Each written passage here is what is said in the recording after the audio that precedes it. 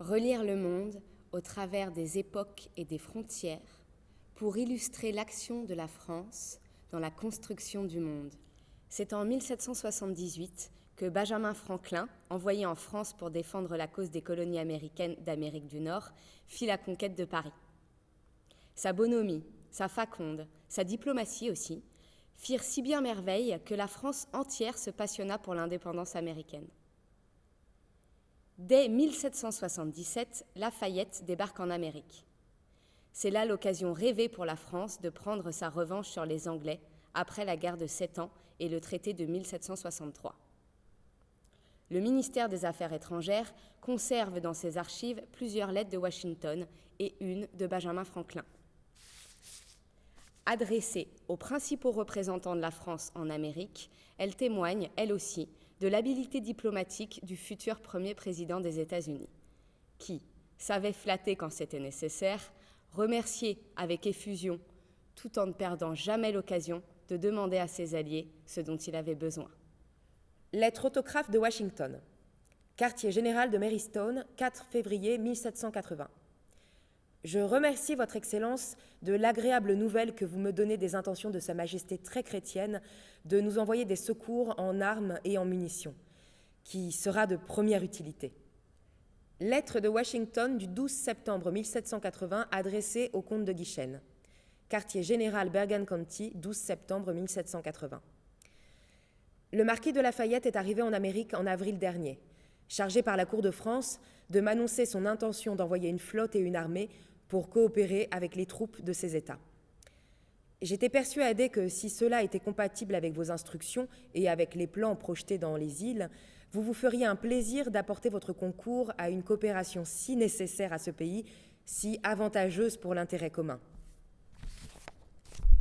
Le chevalier de Ternay vous a informé qu'il est bloqué dans le port de Rhode Island par une flotte britannique supérieure.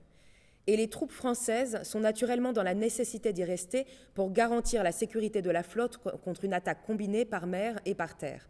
Et à vrai dire, elle ne pourrait pas nous être plus utile dans toute autre situation, la supériorité navale étant essentielle pour toute entreprise dans ces États. La situation de l'Amérique, à l'heure actuelle, est critique. Le gouvernement s'en finance, son crédit papier tombé, et aucun des expédients qu'il pourra adopter n'étant capable de le rétablir, les ressources du pays très diminuées par une guerre de 5 ans dans laquelle il a fait des efforts qui dépassent ses moyens. Je vous écris avec la confiance et la franchise qui doivent exister entre alliés et entre soldats. À mes yeux, les intérêts de la France et de l'Amérique sont les mêmes. Convaincu comme je le suis que l'indépendance de l'Amérique est le premier but de guerre de votre cour, il est inutile de donner d'autres raisons pour provoquer vos efforts en notre faveur. Agréé, Washington. Lettre de Benjamin Franklin au comte de Vergennes, le 20 novembre 1781, Passy. Monsieur, votre obligeante lettre, par laquelle vous m'avez annoncé la nouvelle de l'importante victoire d'York, m'a causé un plaisir infini. L'aide puissante apportée cette année à l'Amérique par Sa Majesté a fixé définitivement les affections de ce peuple, et le succès a fait le bonheur de millions d'êtres humains. En vérité, à la suite de cet événement, et d'autres récents, le roi me paraît être le plus grand faiseur d'heureux que possède ce monde. Que Dieu le comble de ses bienfaits, ainsi que sa famille, sa nation, jusqu'à la fin des temps. Agréé, etc. Benjamin Franklin. Lettre de Washington à son Excellence le ministre de France, le Chevalier de la Luzerne. Quartier général, 29 mars 1783. Monsieur, la nouvelle d'une paix générale que votre Excellence a bien voulu m'annoncer a rempli mon esprit d'une indicible satisfaction. Et permettez-moi d'ajouter que la joie que je ressens de ce grand événement est doublement accrue par la manière si obligeante dont vous avez bien voulu exprimer vos félicitations à moi-même et à l'armée dans cette très heureuse occasion. Le rôle que votre Excellence a joué dans la cause de l'Amérique et la grande et bienfaisante part que vous avez prise à l'établissement de son indépendance sont profondément gravés dans mon esprit, et ils ne s'effaceront pas de mon souvenir ni de celui des citoyens d'Amérique jusqu'à notre dernier souffle.